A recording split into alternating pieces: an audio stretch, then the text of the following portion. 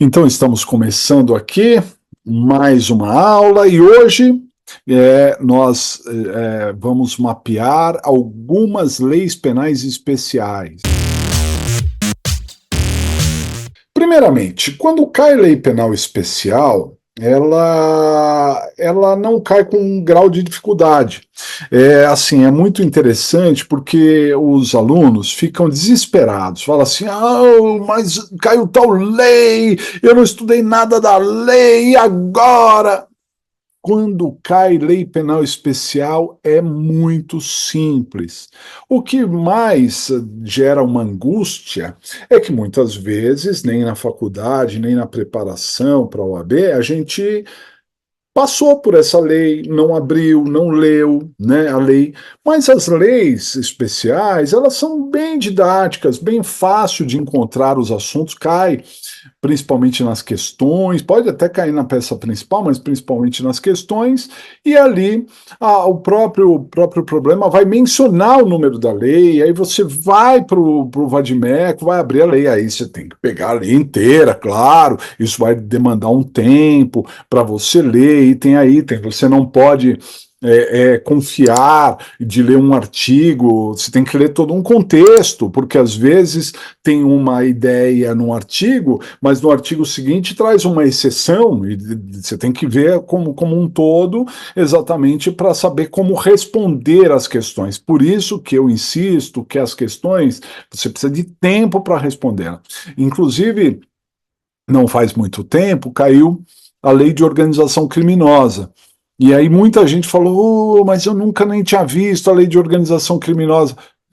Pessoal, a pergunta que caiu de lei de organização criminosa foi uma pergunta muito simples. Estava explícito num artigo lá, né? Então bastava você abrir a lei, ler a lei, e encontrar aquele artigo que respondia exatamente a questão. O que eu quero dizer é que lei penal especial, quando cai, ela não cai com dúvidas jurisprudenciais ou alguma coisa, a menos que já tenha súmula tratando do assunto, né? Mas aí o assunto não é exatamente a lei penal especial, e sim a súmula, que a gente sempre tem que ficar atento mesmo, né?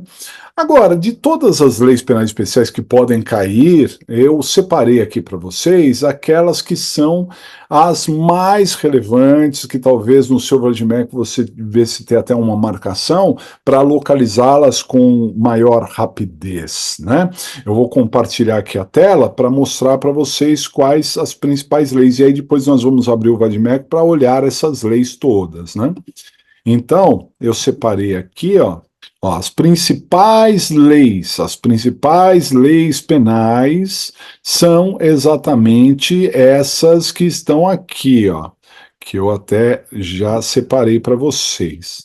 Que é a Lei 7.210 de 84, que é a LEP, já anota aí, porque a gente vai abrir todas essas leis. A Lei 8.072 de 90, que é a Lei dos Crimes Hediondos, a Lei 9.099 de 95, que é o GCRIM, a Lei 11.340 de 2006, que é a Lei Maria da Penha, e a Lei 11.343, que está do lado da Lei Maria da Penha. Se você marcar a Lei Maria da Penha, você já vai achar a Lei de Drogas, né? Essas são as principais leis, essas nós vamos olhar elas agora para ter contato com essas leis, entendê-las melhor.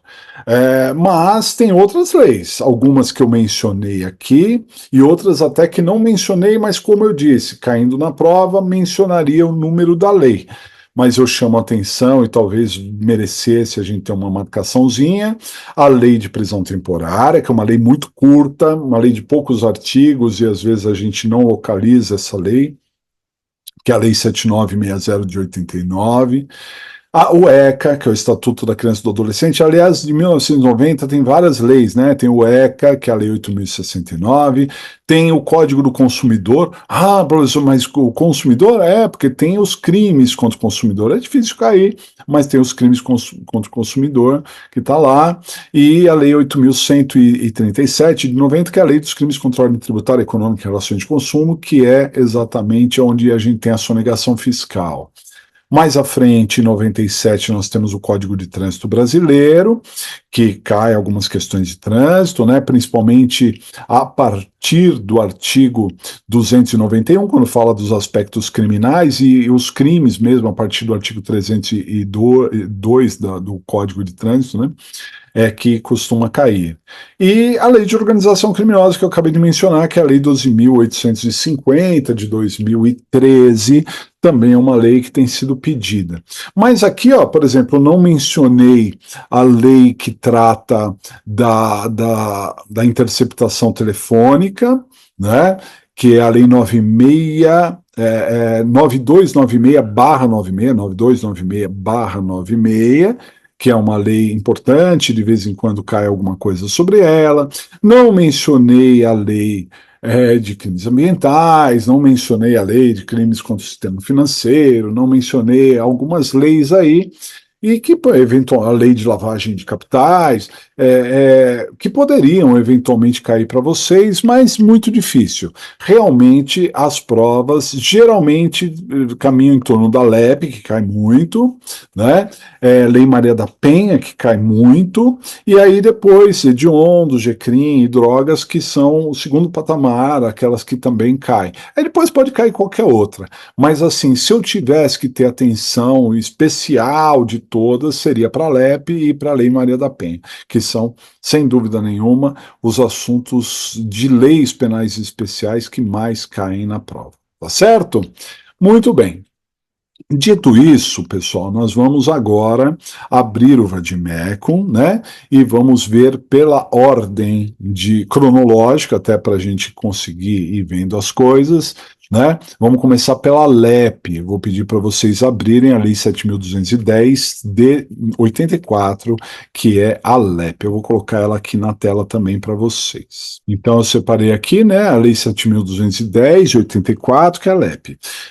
Antes, algumas informações importantes. Primeiro, a lei de execução penal, né, de 84, ela antes não tinha essa lei. Então era feita a execução pelo Código Penal, né, a partir do artigo 668 e seguintes do Código Penal, trata da execução. O 668 e seguintes do Código Penal não está revogado, não, do Código de Processo Penal não está revogado, mas ficou em segundo plano. Né? Eu até peço para vocês tomarem muito cuidado ao olhar a execução no CPP. Não olhem primeiro a LEP. O CPP, a partir do artigo 668, ele vai servir apenas e tão somente de forma subsidiária. Se eventualmente a LEP não tratou de algum assunto, nós buscaremos no CPP para ver se o CPP trata daquele assunto, né? Porque muitas coisas, inclusive, ficaram desatualizadas. Se vocês compararem o Código de Processo Penal no que diz respeito à execução e a LEP, vocês vão encontrar muitas discrepâncias, e isso pode gerar muitos problemas para vocês. Bom, agora passando aqui pela LEP, né, que costuma cair principalmente nas questões, e eu ressalto que tem muita súmula tratando de execução penal também, nós vamos ver que não é uma lei difícil. Olha só, o primeiro título, né, trata do objeto da aplicação da lei de execução penal, e aqui o que eu ressalto é que a execução penal ela vai tratar do condenado e daquele que está passando por uma medida de segurança, né? E vai tratar tudo do cumprimento da pena e da medida de segurança. Para a execução penal, não importa a gravidade do crime é analisado no momento do juiz de conhecimento. O juiz de conhecimento vai analisar a gravidade do crime. O juiz de execução não. Ele analisa como está o comportamento do agente, cumprindo a pena e cumprindo a medida de segurança. E a LEP aqui também ressalta que essas regras de execução também se aplicam aos presos provisórios, porque a partir do momento que o sujeito está numa prisão provisória, por exemplo, preventivamente, ele está no sistema carcerário. E uma vez que ele entrou no sistema carcerário, ele vai estar sujeito às mesmas regras que um condenado.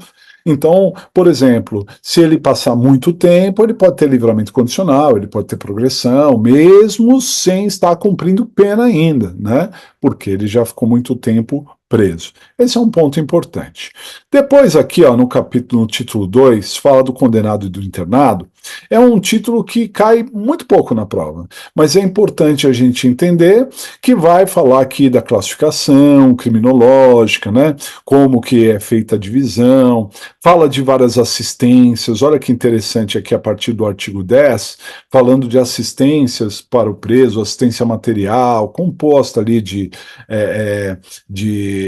comida, né, de vestuário, de instalações higiênicas, etc. A questão da saúde, com cuidados médicos, odontológicos e também farmacêuticos, assistência jurídica, assistência educacional, né, que deve ser fornecida, assistência social e religiosa, a liberdade de religião também é bastante aplicada. Depois até falar assistência ao egresso, tudo mais. Parece que o condenado só tem benefícios e direitos humanos só se aplica ao condenado. Isso é uma falácia, tá? Por quê? Porque, na verdade, isso que está previsto aqui no artigo 11, que nós estamos vendo, é o mínimo existencial que um condenado deve ter, né? Porque a partir do momento que o Estado avoca para si a liberdade de outra pessoa, está tirando a liberdade da outra pessoa, tem que fornecer para essa outra pessoa o mínimo existencial no que diz respeito à saúde, aspectos materiais, jurídicos, educacionais, etc. Então, quem diz que direitos humanos é só para preso está muito equivocado, é o mínimo existencial. Mas é difícil cair mesmo, tá? Depois aqui, ó, ainda fala do trabalho do preso, que é interessante, né? Trabalho interno, do trabalho externo, né? Tem algumas coisas interessantes, e fala dos deveres, né? Que tem aqui os deveres no artigo 39, depois tem os direitos, né? No artigo 41. É difícil cair, tá? Mas se cair, vocês localizam fácil. Agora, o que pode cair, tem mais chance de cair, é essa seção aqui que fala da disciplina, né? Principalmente por conta das faltas disciplinares, que tem muita súmula tratando das faltas disciplinares aqui, ó, que a gente consegue encontrar a partir do artigo 49, né? E das faltas disciplinares surge a ideia do RDD. E aí, pessoal, é o primeiro artigo que eu peço para vocês grifarem, que é o artigo 52, mas o RDD não trata só no artigo 52, é 52 e seguintes, mas não precisa grifar tudo. O 52 vai te direcionar sobre o RDD, vai dar todas as dicas do regime disciplinar diferenciado, que é um assunto que cai em prova, tá? Ressaltando que teve muita mudança trazida pelo pacote anticrime, inclusive o prazo máximo de duração, que antigamente era de 360 dias, passou a ser de 2 anos, podendo ser renovado, né? Isso está no artigo 52. Então, se cair alguma coisa de RDD, é o artigo 52 e seguintes, principalmente o 52 e o 54, que vai tratar desses assuntos, né? Depois, nós temos aqui as sanções e as recompensas, que não costuma cair, né? O procedimento disciplinar, que também cai muito pouco, e aí entram nos órgãos da execução penal. Dos órgãos da execução penal, pessoal, tem muitos órgãos que eles são meramente administrativos, em que o advogado, e lembre, nós estamos fazendo uma prova da OAB, o advogado, ele tem pouco acesso, ele tem pouca atuação perante órgãos administrativos. Por exemplo, tem o Conselho Nacional de Política Criminal e Penitenciária. Não é um local que você vá peticionar ao Conselho Penitenciário, ao Ministério Público, ao Departamento Penitenciário, Patronato.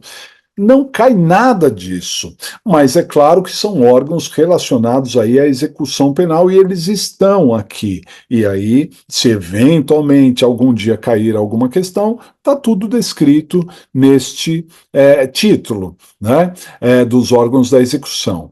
Aí surge, pessoal, o advogado desses órgãos todos aqui do artigo 61, né? O que o advogado interage? O advogado interage com o juízo da execução. O juízo da execução é que o advogado interage. E aí, então, surge o artigo mais importante da LEP, que é o artigo 66, pessoal. Ó, o artigo 66, grife, por favor, o caput, que ele diz assim: compete ao juiz da execução. Poxa vida, se cabe ao juiz da execução tudo isso que está no artigo 66, significa que o advogado pode pedir para o juiz tudo que está no 66. Se cabe ao juiz da execução decidir sobre todos esses aspectos do 66, então o advogado pode pedir tudo que está no 66. Então esse 66 acaba sendo um guia para o advogado trabalhar. Você quer pedir um benefício para o seu cliente que está cumprindo pena. Você não sabe que benefício. Olha para o 66, vê se tem alguma coisa, progressão, detração, remissão, suspensão condicional da pena. Vê lá. De repente, analisa esses benefícios e, de repente, tem algum benefício que possa ser pedido. Não é? Inclusive, ó, por exemplo, cabe ao juiz da execução, só para a gente ter uma ideia, é difícil de cair, né?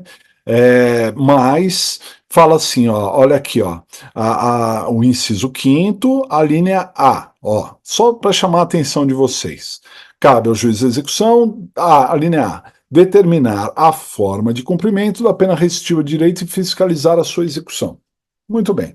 Então, quando tem uma pena alternativa, por exemplo, prestação de serviço à comunidade, etc., cabe ao juiz da execução analisar essa forma de cumprimento e fiscalizar a execução. Poxa, qualquer incidente que nós tivermos relacionado ao cumprimento da prestação pecuniária, por exemplo, nós podemos peticionar para o juiz. Eu tive um cliente que ele era maltratado no lugar em que ele estava cumprindo pena alternativa. Né? Não tratavam ele bem, ele não se sentia bem, então nós peticionamos para o juiz para trocar de entidade. Né? Olha só, trocar de entidade. Por quê? Porque aquela entidade estava gerando problemas. E aí o que ia acontecer? O rapaz já pensava em não ir mais cumprir a pena. Né? Antes ele não cumprir a pena, deixa eu informar o juiz, está acontecendo isso, aquilo. Aí o juiz determinou outro local para ele cumprir pena. Dá para entender? Mas isso está onde, professor? Não está escrito em lugar não. Está aqui, ó. Determinar a forma de cumprimento da pena restritiva de direito e fiscalizar a sua execução. Ué, se tem algum problema na execução, você vai contar para o juiz e pedir coisas relacionadas a isso. Então, esse 66 é um guia, é um artigo muito importante. Depois vai falar de outros órgãos, do Ministério Público, do Conselho Penitenciário, e assim vai, tá certo? Mas, como eu disse, dificilmente cairia qualquer um desses órgãos, mas se eventualmente cair, você já sabe onde localizar. Outro título que não cai, é esse que fala dos estabelecimentos penais, mas a LEP explica como é que é o regime fechado, a penitenciária, né? Como é que é a colônia, como é que é a cadeia pública, tá tudo descrito aqui. Mas são questões que não são abordadas na prova. Mas se eventualmente falar de algum estabelecimento penal, você já sabe onde encontrar, tá certo? Veja como não é difícil, né? Ó, fala das penitenciárias, da casa de albergado, do centro de observação, do hospital de custódia, da cadeia pública. Legal, tá aí, é consultivo, não precisa decorar nada disso, só saber que existe. Aí o negócio começa a esquentar, principalmente aqui, ó, no título 5, aí realmente vai ter uma importância capital, porque fala das execuções das penas, e nós temos 3 espécies de penas, as penas privativas de liberdade restritiva de direito e pena de multa, e primeiro vai falar das penas privativas de liberdade. Então, neste capítulo que fala das penas privativas de liberdade, tem assuntos importantíssimos. Né? Um deles é a questão dos regimes, aqui ó, a gente vai encontrar no 110, e principalmente aí que eu peço para vocês grifarem o caput do 112, porque é a progressão. A progressão de regime está no 112 da LEP. E cuidado, porque tudo isso foi modificado pelo pacote anticrime, e agora a gente olha aqui, tem porcentagem. Se o sujeito cumprir 16%, 20%, 25%, 30%, 40%, 50%, ele pode ter a progressão de regime, dependendo da situação que ele se enquadre. Né? Mais à frente, por exemplo, no artigo 118, aqui a gente falou do 112, né? Aí tem algumas outras regras, por exemplo, a progressão para gestante, olha só, a gente encontra aqui, ó, parágrafo terceiro, ó, no caso de mulher que for gestante e tal, aí ela tem regras próprias aqui, ó, precisa cumprir um oitavo da pena, é diferente, mas enfim, você encontra, né? E depois, no 118, a gente falou do 112 na progressão, no 118 fala da regressão, que seria uma piora na situação. O sujeito passa do regime menos rigoroso para o mais rigoroso, piorou a situação dele. Pode ser que o juiz determine uma regressão indevida. Aí você tem que saber onde está essa tal de regressão. É o 118, vale a pena grifar. Uma questão que é extremamente polêmica hoje em dia, a questão da permissão de saída, as saidinhas, né, a saída temporária. Olha onde está a saída temporária, está aqui, ó, no 122. Ah, professor, mas eu ouvi dizer que está proibida a saída temporária. Não, né? Foi alterado, tal, tem lei nova tratando do assunto. Está aqui, ó, inclusive, ó, parágrafo segundo, ó, redação dada pela Lei 14.843 de 2024, né? Ou seja, essa discussão agora em que o presidente Lula vetou determinados itens, tal, mas o Congresso pode derrubar esses vetos, tá para votar, não tá para votar. Pessoal, não esquenta a cabeça, é o que está aqui. Essas coisas extremamente novas não cairiam, mas é importante saber que tem a saída temporária, está aqui, está escrito, é um incidente que ocorre quando nós estamos cumprindo uma pena privativa de liberdade. E há outros incidentes, como a remissão. O que é a remissão? É o 3 por 1, cada 3 dias trabalhados ou estudados, um dia menos de pena, o livramento condicional. Muito importante o livramento. E curioso, né? Porque as regras do livramento não estão aqui. Aqui fala, ó, do livramento, e aí ele remete para o Código Penal. Ó, o juiz, artigo 131. O juiz, o livramento condicional poderá ser concedido pelo juiz da execução, presentes os requisitos do artigo 83 do Código Penal. Ele faz remissão ao Código Penal. Então você tem que olhar em conjunto a LEP e o Código Penal, muitas vezes, né? Mas se você quer saber de livramento, quer ficar craque em livramento, caiu alguma pergunta de livramento, você vai ter que ler esse capítulo todo em conjunto com o Código Penal. Monitoração eletrônica, a tornozeleira, você vai encontrar no 146, A, B, etc. Depois que fala das penas privativas, vem as restritivas de direito, aí vai explicar cada uma delas, lembrando que o Código Penal também trata desse assunto. Depois fala das penas de multa, lembrando que o Código Penal também trata das penas de multa. E depois fala das medidas de segurança, lembrando que o Código Penal também fala das medidas de segurança, né? Inclusive com muitos detalhes aqui. Difícil? Não, fala de cada uma, é bem didática, Lepe. Depois fala dos incidentes na execução, que dificilmente caem, né? E, por fim, ainda fala aqui da anistia e indulto, e tem mais um artigo que a gente deve grifar, que é exatamente o artigo 197, que trata do agravo em execução. Então tem que grifar o agravo, os recursos da execução, sempre que o juiz da execução dá uma decisão, a gente pode agravar de acordo com o 97 da LEP. Então é um artigo importante de se grifar para a gente encontrar. Ok?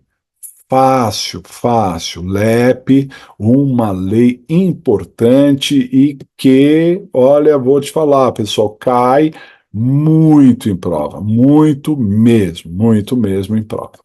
Certo? Até aqui, tudo bem? Maravilha. Vamos já migrar para a próxima lei. Então, cronologicamente, a próxima lei importante seria a Lei dos Crimes Hediondos, a Lei 8.072 de 90. Então, a gente já num clique, ó, né, já entramos aqui para a Lei 8.072 de 1990, que é a lei dos crimes hediondos, né? Lei dos crimes hediondos.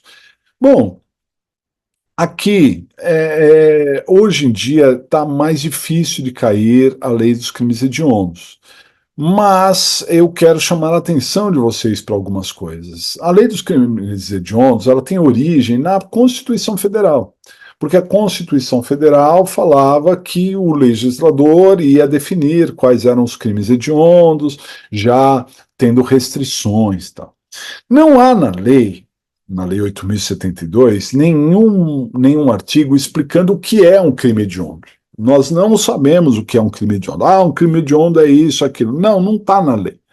A lei só menciona seleciona uma série de crimes que são considerados crimes hediondos. Teoricamente, os crimes hediondos são os crimes mais graves do Brasil, e por isso, uma pessoa que comete um crime hediondo, ela teria bastante restrições, teria poucos benefícios no cumprimento de pena e tudo mais, né? E aí é o que nós vamos encontrar aqui na lei dos crimes hediondos. Agora, o que eu ressalto para vocês é quais são os crimes hediondos. Isso nós vamos encontrar no artigo 1º. Esse artigo 1º vai mencionar uma série, uma pancada de crimes, e hoje, pessoal, se a gente olhar para cá, nós vamos ver que até mesmo um furto, olha, não só o roubo, mas até um furto, dependendo do tipo de furto, pode ser considerado um crime hediondo. Mas está tudo bem listado aí, né? Nesse parágrafo, no artigo 1º. E é claro que isso também está no parágrafo único aqui, né, falando de outros crimes. O parágrafo único é interessante porque no caput estão os crimes hediondos do Código Penal, e fora do Código Penal nós vamos encontrar crimes hediondos em leis esparsas, como é o caso da lei de genocídio, né, do Estatuto do Desarmamento, que aliás é uma lei importante também, Estatuto do Desarmamento, tá, pessoal? Costuma cair aí. O Estatuto do Desarmamento é essa lei, ó, anotem também, a Lei 10.826, né, lá de 2003, né, o Estatuto do Desarmamento tem crime hediondo lá também. E outras leis, né? Organização criminosa, aqui, ó, né? Então tem algumas situações relacionadas aqui. E aí tem vedações, né? O que não pode ter na lei quando se pratica um crime hediondo, tal, mas não tem nada de grande dificuldade, né? É importante saber se é hediondo, se não é, se está enquadrado na lei, enfim. Esse seria o ponto mais importante, saber que existe a lei e por que ela existe, né? Na sequência, a próxima lei, abram aí pelo Vadimeco e dão uma marcada, que seria a Lei 9.099 de 95. A Lei 9.099 de 95 é a Lei dos Juizados Especiais Cíveis e Criminais. Você pode perceber, porque está na tela, que logo no começo, o artigo 3º, fala dos juizados especiais cíveis. Não interessa para nós o juizado especial cível.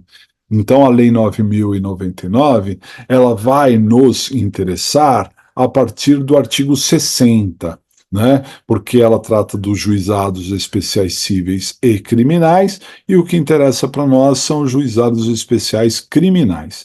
Então, a partir aqui do artigo 60, nós vamos encontrar aqui, ó, do capítulo 3º, dos juizados especiais criminais. E aí, sim, se cair alguma coisa de GCRIM, seria importante a gente analisar isso que está no GCRIM. Agora, tem alguns artigos que são chave para nós. E aí eu peço para vocês grifarem. O primeiro artigo é o 61, porque o 61 fala quais são as infrações de menor potencial ofensivo. Quais seriam as infrações de menor potencial ofensivo? O que é uma pequena causa criminal? O que é GCRIM? Está no 61. É o 61 que vai dizer para nós, né? Então, esse se reveste aí de um artigo muito importante da gente entender. Na sequência, né, nós temos aqui a fase preliminar, que é o que tem diferente no GCRIM, audiência preliminar e tentativas de acordo, tentativas de conciliação, né? Aqui eu chamaria atenção para todo este capítulo que trata aqui da fase preliminar, porque vai explicar a audiência preliminar, que é o que tem de diferente no GCRIM. tá? Essa audiência preliminar. Então, eu veria aqui do 69 até o 76, né, os detalhes que acontecem nessa audiência preliminar. Depois, eu grifaria, porque cai, aliás, não cai, despenca na prova, dois artigos que são, aliás, antes deles, tem os recursos da LEP, aqui da Lei 9.099, que está no artigo 82, peço para você grifar, né? Ó, aqui, 82, da rejeição da denúncia ou da sentença, cabe apelação, né, no prazo de 10 dias, então 82 é importante de grifar, e o 83, que fala dos embargos de declaração também, que é outro recurso do GCRIM, a apelação e os embargos de declaração. São questões que costumam cair em prova. E depois, aí sim, não cai, despenca na prova, dois artigos importantes. O artigo 88, que fala da questão da lesão culposa e a lesão dolosa leve ser de ação pública condicionada à representação, e o famigerado artigo 89. O artigo 89 talvez seja o que mais caia em prova, que fala da suspensão condicional do processo. O artigo 89 fala da suspensão condicional do processo, que é um benefício importante e vira e mexe está caindo na peça principal, está caindo nas questões, tem súmula tratando do artigo 89, e aqui está discriminado quando cabe a suspensão condicional do processo, que é um benefício que, diga-se de passagem, não serve só para o GCRIM, serve para as questões do GCRIM e também extrapola, vai além. Qualquer crime que tenha a pena mínima de 1 ano, mesmo que não seja do GCRIM, pode ter a suspensão condicional do processo se estiverem presentes esses outros requisitos. Então, artigo 89 da Lei 9.099 é o mais importante. Pode ter certeza, porque é o que mais cai. Mais cai. Fiquem atentos para vocês localizarem melhor essa tal de suspensão condicional do processo. Compreendido? Legal. Aí nós vamos migrar para das leis especiais, dessas leis, junto com a LEP, a segunda lei mais importante depois da LEP, a segunda lei mais importante, que é a Lei Maria da Penha. Então, vou pedir para vocês abrirem a Lei 11.340 de 2006, que é a Lei Maria da Penha. Lei 11.340 de 2006, que é a Lei Maria da Penha. Cai muito, né, pessoal? Até porque na vida prática também a gente vai encontrar muito assunto de violência doméstica familiar contra a mulher, né? Bom, e isso já é um ponto importante aqui. A Lei Maria da Penha, pessoal, não é uma lei de violência doméstica. Cuidado! De início, quando foi feita a Lei Maria da Penha, algumas pessoas entendiam isso, que era uma lei que protegia as pessoas da violência doméstica. E muitos juízes e tribunais, inclusive, estenderam esse benefício para homens. Mas essa foi uma impressão inicial, porque a Lei Maria da Penha não é uma lei de violência doméstica. Atenção, a Lei Maria da Penha é uma lei de violência doméstica familiar contra a mulher. Portanto, a vítima na Lei Maria da Penha é sempre a mulher. E muita atenção ao que eu vou dizer, a mulher no seu estado atual, não importa se nasceu homem, se hoje é considerada mulher, tem uma condição de mulher, tem um nome social de mulher, não importa que nasceu homem, ela é tratada como mulher, está protegida pela Lei Maria da Penha.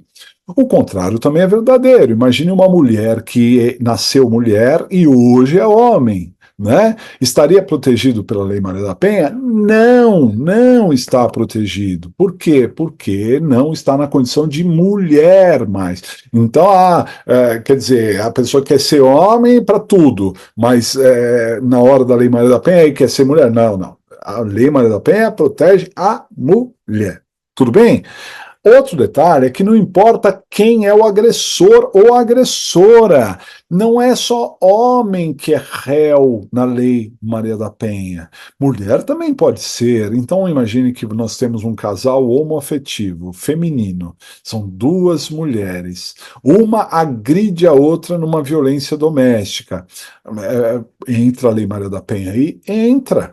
Mas não precisa ser um casal, tá, pessoal? Por quê? Porque tem pais que agridem filhos, irmãos que agridem irmãs, filhos que agridem os pais, né? Ou as mães, no caso. Então, se a mulher está sendo agredida, ela pode ser a filha, pode ser a mãe, pode ser a irmã, se ela está sendo agredida por outra pessoa, e não importa quem é essa outra pessoa, está no ambiente doméstico e familiar, é Lei Maria da Penha. A Lei Maria da Penha, ela traz mecanismos de defesa para a mulher, né? Traz ali formas de proteger a mulher, né? E um detalhe interessante que nós vamos encontrar aqui logo de início, né? A extensão, né, das formas de violência doméstica. Olha só, aqui, ó, nós vamos encontrar no artigo 7º, né? São formas de violência doméstica familiar contra a mulher, dentre outras. Violência física, violência psicológica, violência sexual, violência patrimonial, violência moral. Então não é só a violência física, né? Outros tipos de violência compõem a violência doméstica familiar contra a mulher. Outro ponto importante é que essa violência, ela não precisa ser oriunda de um relacionamento atual. Vamos imaginar que o ex-marido que não tem convívio atual com a mulher, mas tenha contato com ela por conta de relações domésticas, a agride. Lei Maria da Penha. Vamos imaginar que o namorado, mas não é qualquer namorado, é aquele namorado que tem acesso ao ambiente familiar, não more com a mulher, mas ele tem acesso ao ambiente doméstico familiar, agride a mulher, é Lei Maria da Penha também, mesmo não tendo uma convivência atual.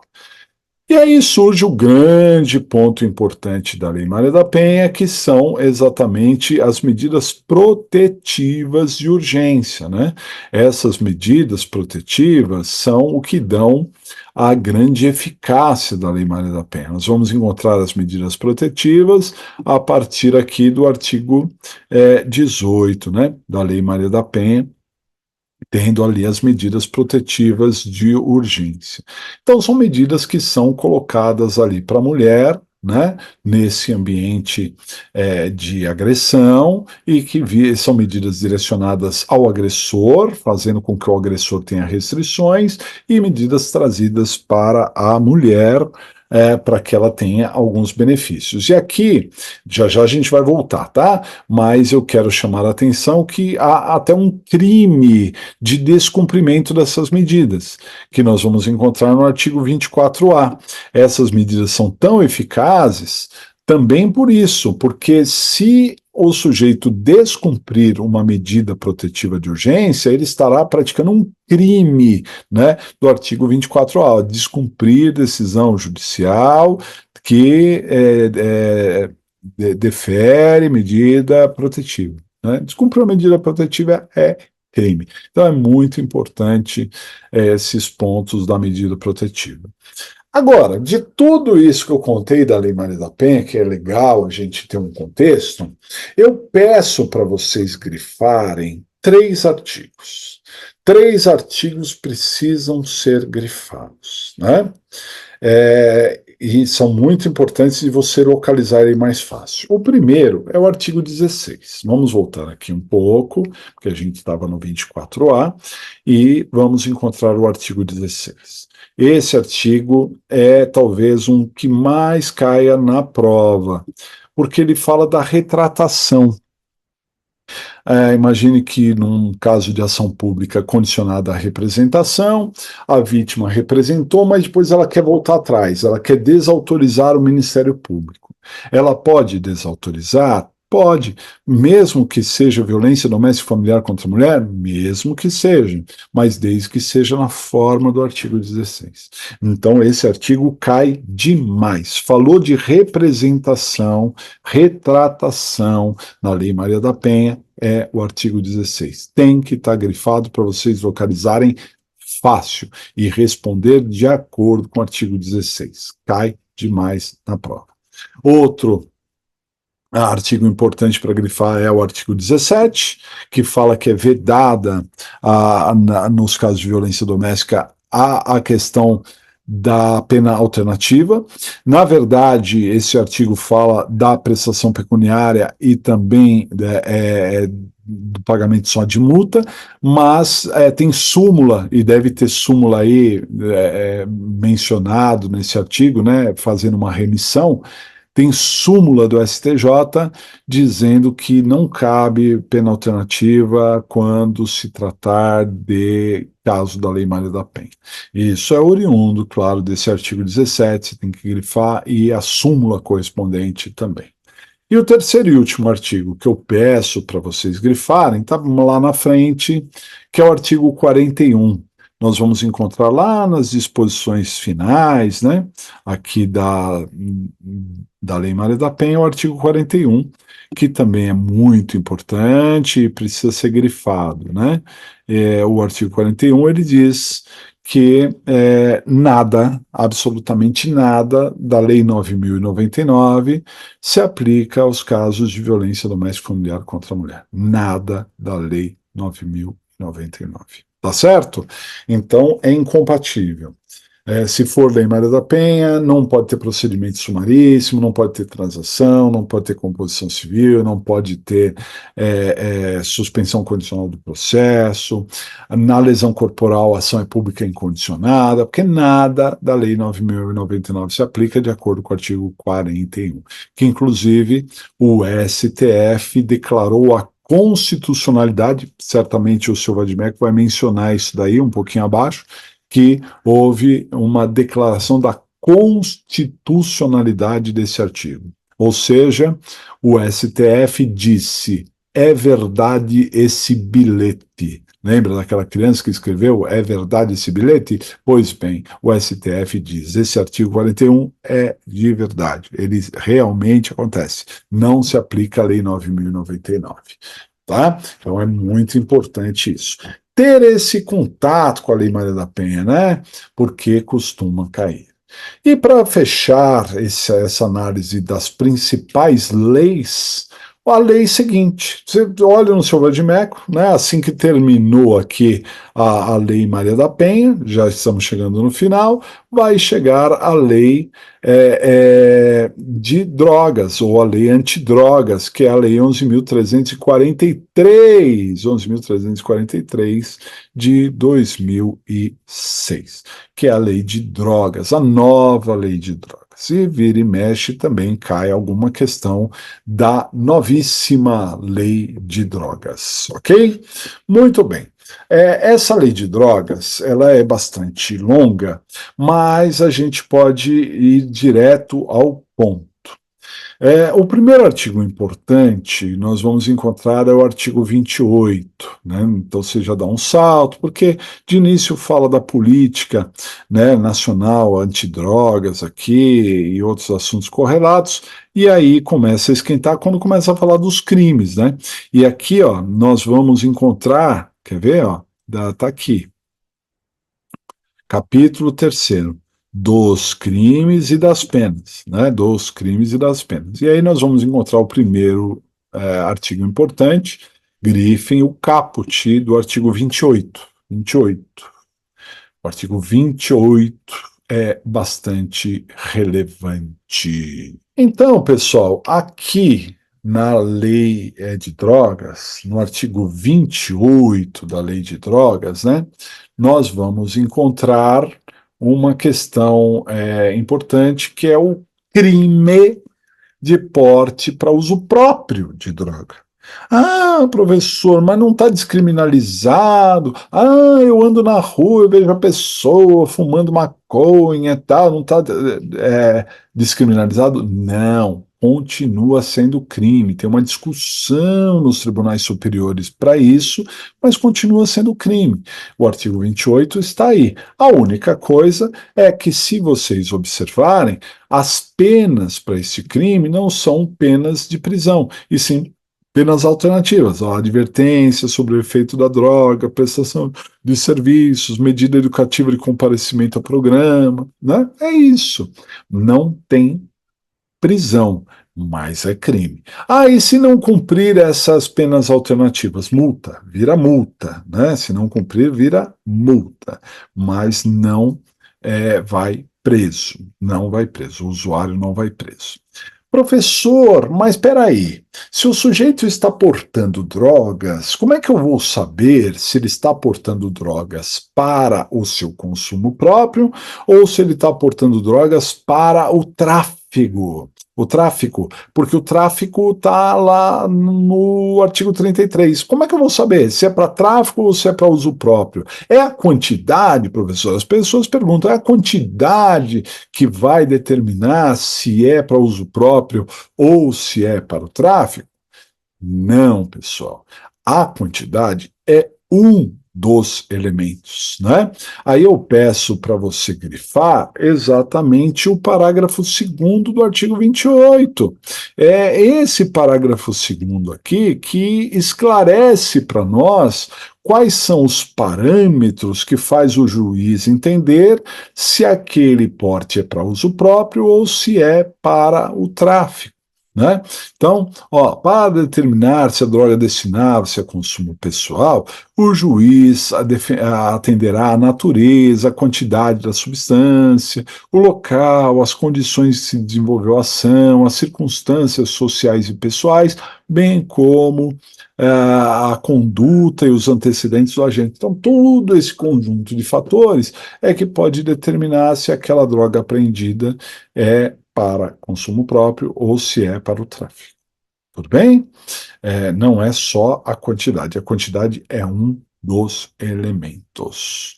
Compreendido? Muito bem. Aí a gente pula para o outro artigo importante, que fala aqui, capítulo 2 dos crimes, e aqui a lei de drogas não deu nome para os crimes, né?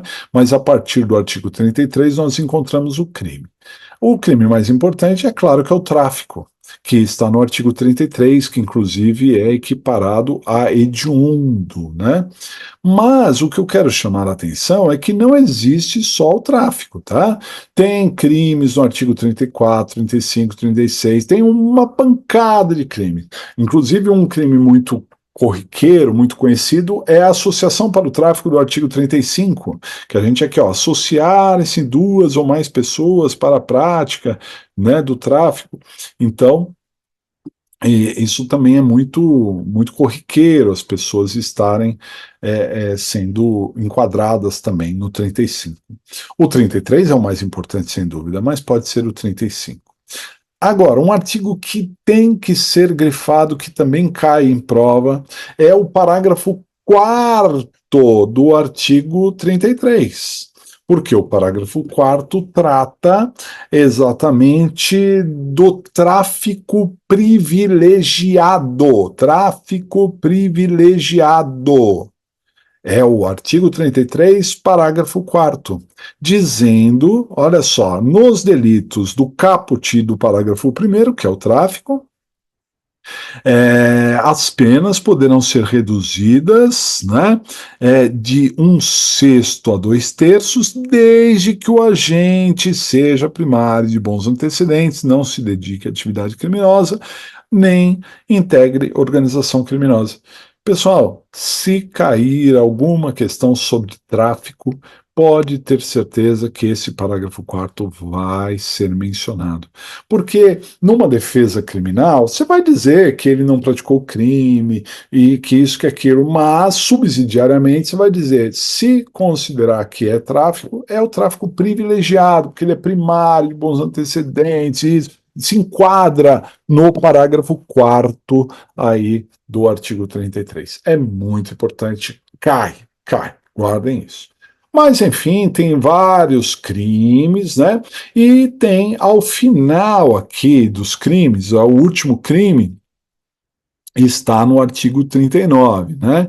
É aí no artigo 40, a gente tem causas de aumento de pena. Também eu quero que vocês grifem aqui, porque esse artigo 40 serve para todos os crimes, causas de aumento de pena, dizendo que as penas podem ser aumentadas, né, de 1/6 a 2/3, e aí tem várias causas de aumento de pena. Por exemplo, a transnacionalidade e o tráfico internacional, então, a transnacionalidade, se é um tráfico internacional, aumenta a pena e passa a ser Justiça Federal. Lembre-se disso, né? Porque todo crime transnacional é da Justiça Federal. Mas é uma causa de aumento de pena. Mas não é só isso, não. Às vezes o sujeito pratica o crime perto de escolas, né? Que aqui é o inciso terceiro, ó, entidades estudantis, hospitais, presídios, etc. Então, tem causas de aumento. E, por fim, a partir aqui do artigo 48, né, nós vamos encontrar os procedimentos relacionados à lei de drogas, também tem essa parte processual, que é importante a gente entender qual a sequência dos atos, e de todos esses artigos aqui do procedimento, eu chamo a atenção para vocês do artigo 55 e peço para vocês grifarem o artigo 55, porque o artigo 55 fala da defesa preliminar. Então, uma vez que foi oferecida a denúncia, o juiz não recebe, ele determina que o réu apresente uma defesa preliminar, por escrito, uma defesa prévia, em 10 dias, podendo até arrolar testemunhas, até 5 testemunhas, conforme reza aqui no parágrafo 1º, né? Então, essa defesa preliminar da lei de drogas é um artigo que a gente precisa grifar, porque tem bastante relevância também, tem chance de cair na prova, tá certo? Bom, enfim, o que eu queria mostrar aqui para vocês nessas leis é que não é difícil. Tudo que é desconhecido, tudo que a gente não tem habitualidade, que a gente eventualmente não folheou, tudo que é desconhecido é sempre, além de misterioso, é claro, sempre mais difícil do que a gente imagina. A gente tem a tendência de achar que é mais difícil do que é, porque a gente não conhece, né? Então, se a gente nunca abriu a lei de drogas, a gente vai ficar naquela incógnita, o que será que tem lá? Deve ser difícil. Aí, quando a gente abre, a gente vê que tem uma sequência lógica ali, que dá para encontrar as coisas, basta a gente ter tempo de ir folheando e encontrando os pontos principais. Isso na lei de drogas, como de resto, todas as leis que a gente viu até aqui com vocês, tá bom? Essas são as que têm a tendência maior de cair, mas é claro, a gente não exclui nenhuma outra, mas se cair qualquer outra, a lei, o problema mencionará, aí você abre a lei e esmiuça a lei ali para frente. Compreendido? Maravilha.